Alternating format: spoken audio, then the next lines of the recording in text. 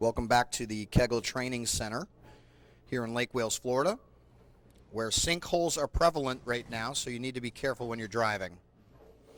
Three-point targeting with quiet eye, we're going to kind of review this. We just did an initial CATS report, and we've got some variation on the target lines.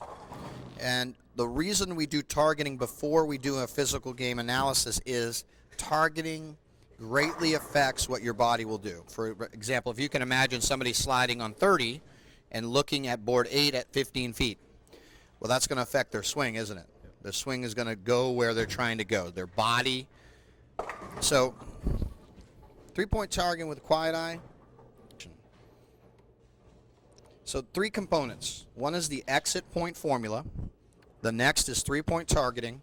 And the third piece of this whole puzzle is called the quiet eye. That's adopted from sports science research on how elite athletes target and for how long. So what is the exit point? Now the exit point comes from a research article.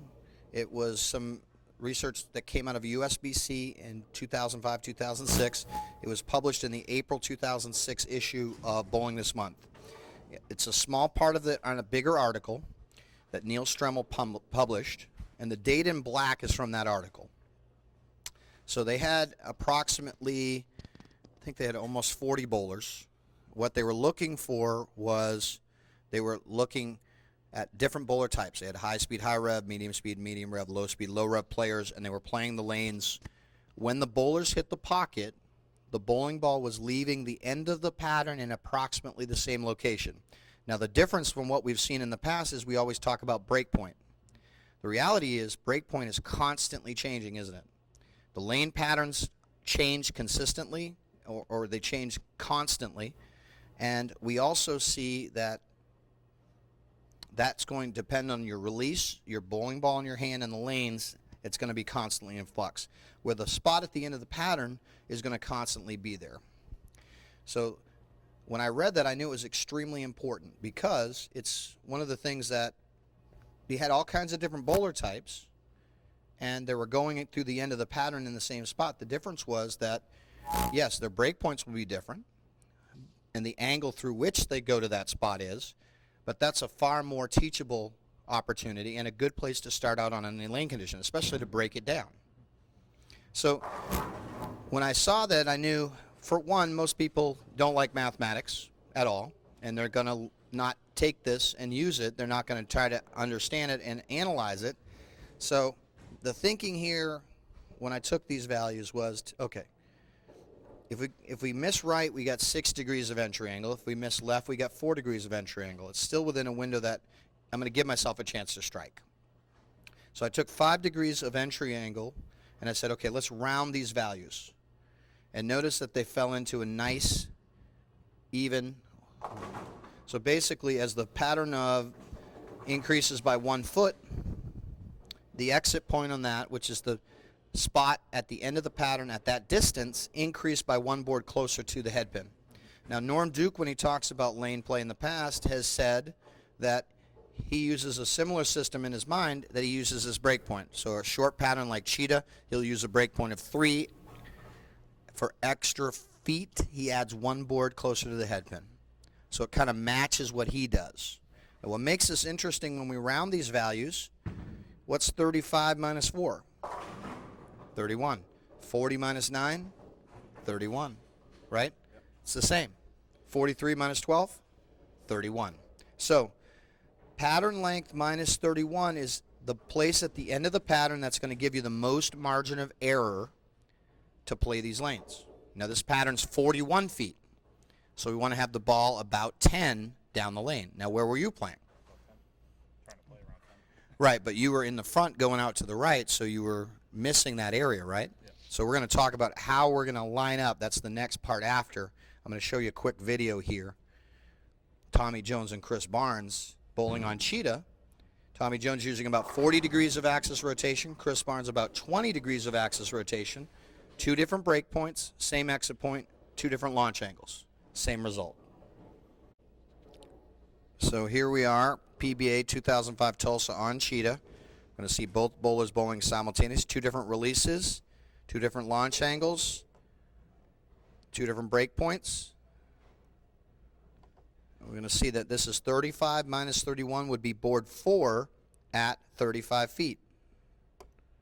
So if we look at where these bowling balls are intersecting, we know that these downlane targets on Pro Anvilane, these are about 41 to 44 feet. These are about 33 to 36 feet. So when these bowling balls overlap one another, 35 feet, board 4. Pretty cool when you see it this way.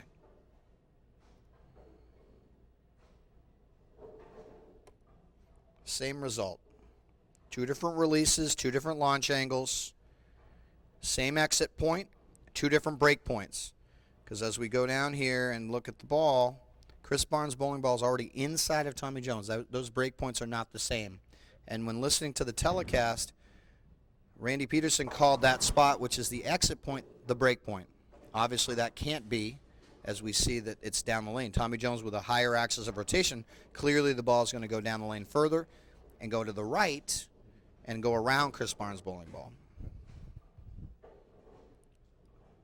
So you can see that spot there. So the exit point is incredibly important to give you a place to start playing that lane. Again, it's the place where it's going to give you the most margin of error to still hit the pocket. So the next piece, we're going to take the exit point. We're going to create a straight line, which I call the base line. Now this base line would be a straight line through that exit point. So in this particular case, if it's 41 feet, we're going to go through 10. The focal point down the lane is going to be board 10. Now, focal points allow us to create changes in launch angle. You want to think of 5 spots on every pin.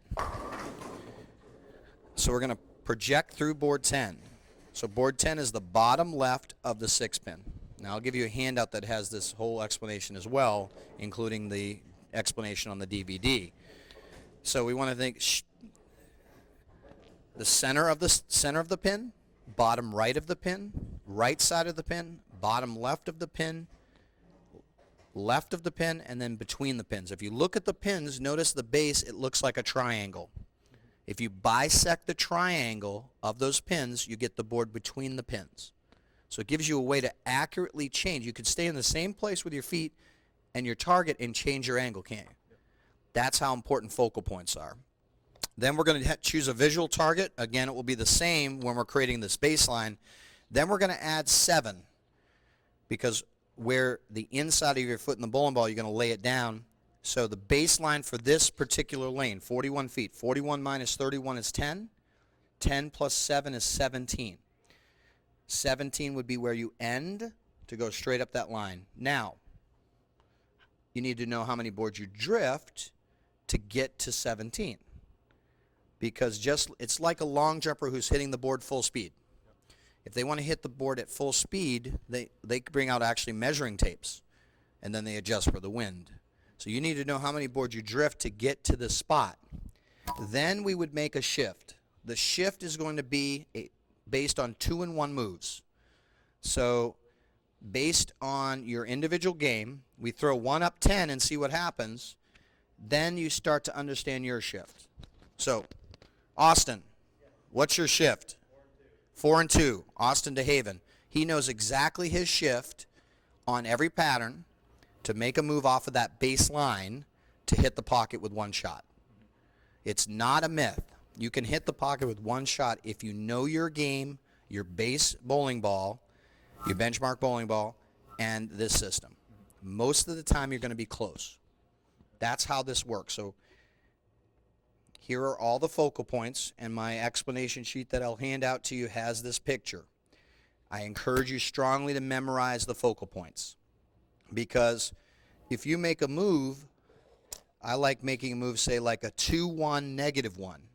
So if we start out with this focal point of 9, and I say the third number is a shift in the focal point.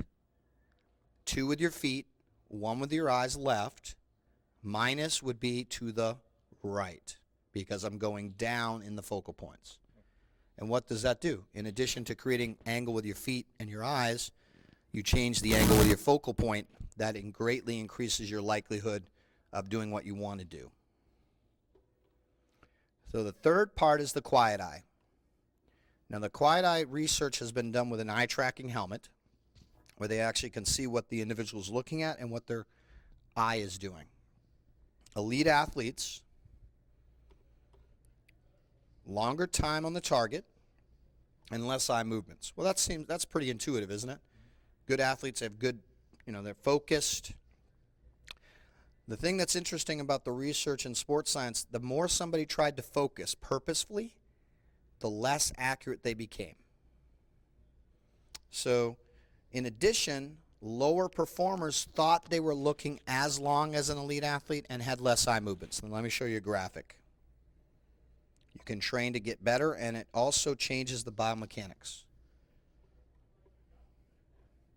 Here's the scan pass on the putting green of women professional golfers and low handicap novices. Are those anything alike? Which one's smooth and consistent? The professional women golfers are phenomenally good. Exactly the same thing on reading that green, where the amateurs were all over the place. Now, how can they think they have a smooth eye movement and have less eye movements and more time on the target? Obviously, they don't. So, again, the keys to this: longer time on the target with less eye movements. That's what we're going to incorporate into the targeting with this process that I just taught you. It's 3-point targeting with quiet eye. We're going to plan first and then implement. The first thing, again, we do the baseline. So this is 41 feet, 41 minus 31, 10. So that gives us the visual target, the exit point, and the focal point. Add 7 where you want to end sliding. Okay? Then we need to know, do you know how many you drift yet? No. Okay. So we're going to find that out. We're going to start on 17 and see where we end, and then we'll adjust that first, and we'll keep working through it. So now, planning, as I said, we just talked about it.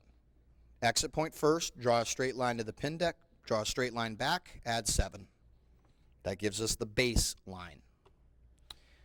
Pattern length minus 31 dictates the exit. 10 is going to be the bottom left, the exact spot, the bottom left of the 6-pin.